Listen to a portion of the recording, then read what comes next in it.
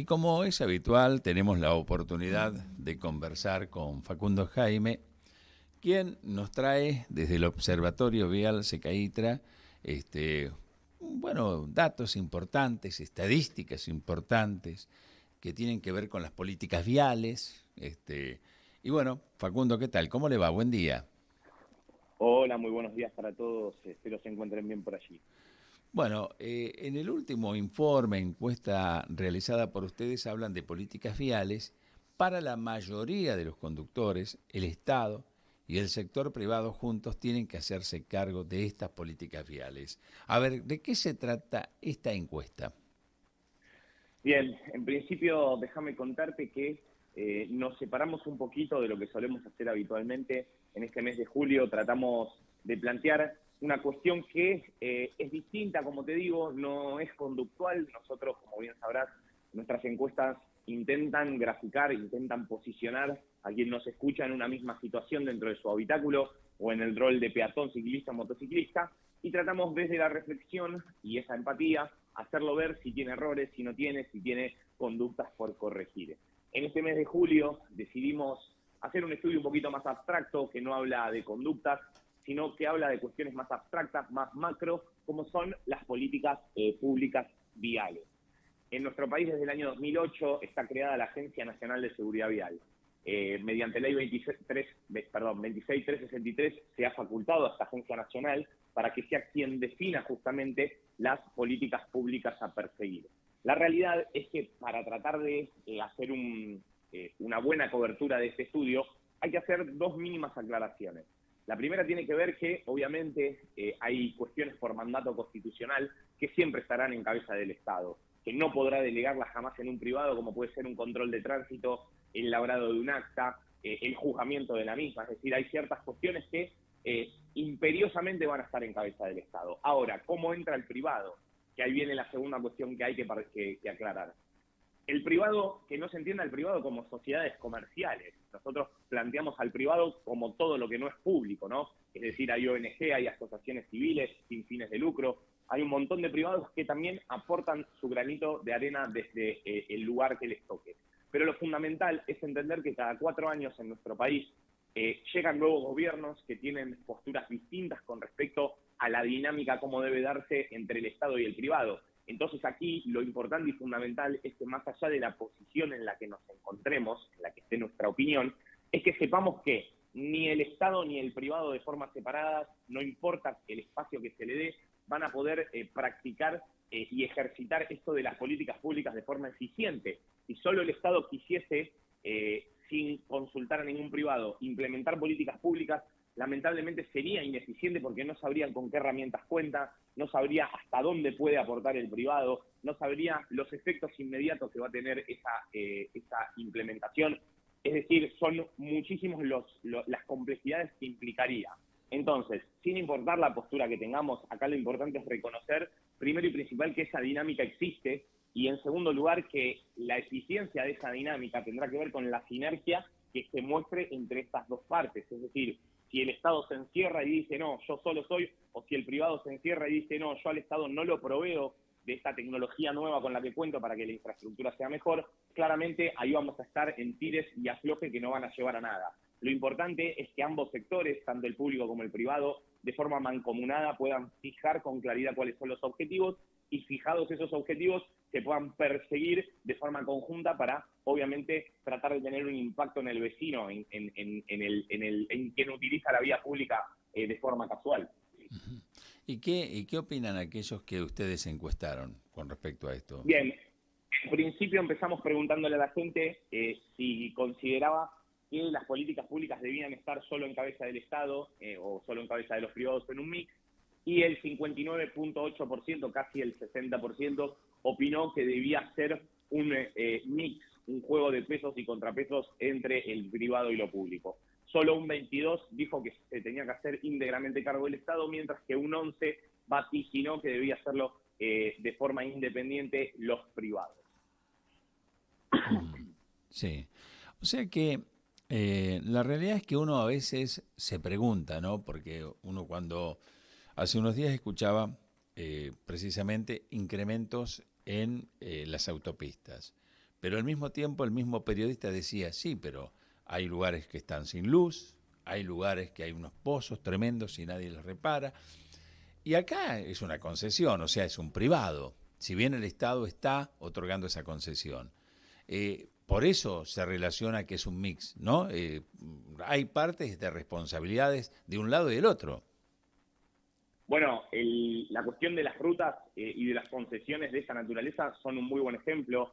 Otro ejemplo que te podría dar es como por ejemplo en el año 2018 las concesionarias de automóviles se juntaron y le comunicaron a la Agencia Nacional de Seguridad Vial de aquel momento que desde ese año, desde el año 2018, todos los autos nuevos que salían de fábrica contaban con un nuevo sistema de luces llamada Sí. DLR, Daylight Right. El DLR no es otra cosa que una tira LED que está entre la luz antiniebla y la luz baja, que la particularidad que tiene es que están 24 horas prendida, es decir, uno pone en marcha el auto y esa tira LED se prende. Entonces los concesionarios se juntaron y le dijeron al Estado, vos tenés un artículo en tu ley que dice que hay una necesidad de tener 24 horas en rutas de mano y contramano las luces bajas encendidas. Esto tiene que ver con darle profundidad, con darle referencia a los vehículos que vienen de la mano contraria. Entonces le comentaron al Estado esto de que todos los autos de fábrica iban a salir con una luz incorporada. Entonces le dijeron, ¿no te parece conveniente ajustar la normativa y no ser tan genérico como plantear una obligación de que si no están las luces bajas encendidas es falta? Y acá tenemos una herramienta que viene incorporada en el auto y que automáticamente va a hacer que no solo la luz baja cumpla con ese cometido. Entonces, simplemente anoticiando al Estado, el privado le permitió a este tomar cartas en el asunto y hacer el ajuste normativo para que ese tipo de autos no tengan ningún problema para circular sin la luz baja, porque ya tienen el DLR. Después te puedo dar otro ejemplo, sin esto estamos hablando de concesionarias de autos. Otro ejemplo muy claro tiene que ver con las ONG, los familiares de víctimas. Entre ellos podemos nombrar Estrellas Amarillas, Madres del Dolor, Malditas Picadas. Hay un sinnúmero de agrupaciones, asociaciones de familiares de víctimas, y en el caso específico de Estrellas Amarillas, vos fijate cómo el Estado le permitió al privado inmiscuirse en la cuestión, obviamente porque entendió que tenía algo que decir y algo que sostener, a un nivel tal que hoy la Estrella Amarilla es parte de la señalética nacional. Y como parte de la señalética nacional, nos podrían preguntar a vos o a mí, en nuestro próximo examen de renovación de licencia, qué significa la Estrella Amarilla. Entonces vaya si en este caso el Estado, dándole espacio a un privado, dejó que este privado, mediante obviamente honrar y rememorar el recuerdo del ser querido con una estrella amarilla en el lugar en donde perdió la vida, también generar la conciencia y alertar a todos los que atraviesan ese lugar hoy, sabiendo que alguien perdió la vida y que obviamente hay que circular en el rol que nos toque, pero siempre con una suma responsabilidad y sabiendo que ahí hubo un hecho vial, hubo un siniestro vial y que no queremos que se vuelva a repetir. Claro, es real, ¿eh? Y usted sabe que desde que se comenzó a visualizar, uno va en un vehículo, ya sea de acompañante o manejando el vehículo, y y observa eso y sabe que de qué se trata. Y eso es muy importante. Y además, a veces uno se encuentra que en un mismo sector hay dos o tres estrellas amarillas. También habla del Sí. cierto cuidado que uno debe tener al conducir en esa zona porque por algo ha pasado eso. Sin duda, vuelvo a lo mismo. Además de honrar al ser querido, también se trata de generar una conciencia constante sobre lo ocurrido en ese lugar. Y este estudio, para mí, es ideal también para una última reflexión que yo creo que es la más importante, que tiene que ver con lo siguiente. Nosotros podemos discutir hasta mañana estas cuestiones abstractas de si el Estado, de si el privado, de si las políticas públicas, de si tiene que ser conjunto o no, pero al final del día tenemos que entender que no hay política pública, no hay bajada de línea del Estado o de un privado que a mí me haga cambiar o no lo que yo hago dentro de mi habitáculo. Entonces, ¿qué quiero decir con esto? En seguridad vial tenemos que empezar a hablar de la misma forma que hablamos hoy de la dinámica entre el Estado y el privado, tenemos que empezar a hablar de la responsabilidad individual. Tenemos que empezar a hablar de que la educación vial no es otra cosa que una subcapa en la educación y como toda educación debe partir desde el seno del hogar. si yo me subo al auto con mis 2 hijos, tengo que ser ejemplo. Los chicos no pueden ver que soy irascible, que genero situaciones de tensión, Claro. que no acomodo los espejos, que no me pongo el cinturón. Tenemos que hablar del estado de las rutas, sí. Tenemos que hablar de si faltan o no controles, sí. Pero lo primero que tenemos que hacer es tener una suma responsabilidad individual para que primero seamos ejemplo y a partir de ese ejemplo, a partir de poner nuestro granito de arena, empecemos a construir para arriba, ¿no? Coincido plenamente con lo que usted está diciendo. Por último, no es poco, 6.000 muertes al año por accidentes viales, ¿no?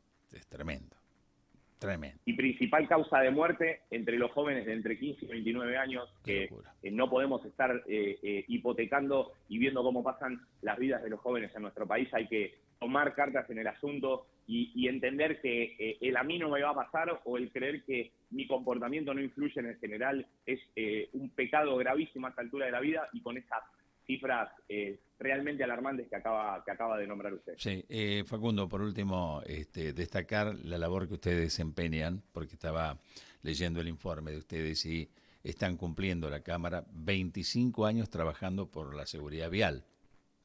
Así que felicitaciones, porque es importante esto.